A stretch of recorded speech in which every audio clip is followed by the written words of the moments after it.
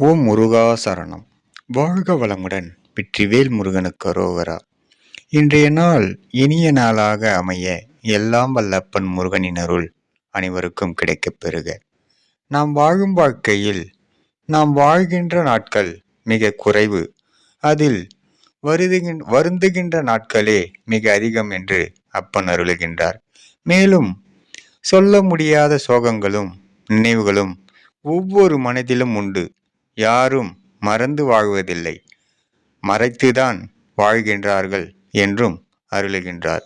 உலகில் விலை மதிப்பில்லாதது நம்மிடம் இருப்பவை அல்ல, நம்மோடு இருப்பவர்களே மிக விலை மதிப்பு மிக்க முடியாத பொக்கிஷங்கள் என்று அப்பன் அருளுகின்றார்.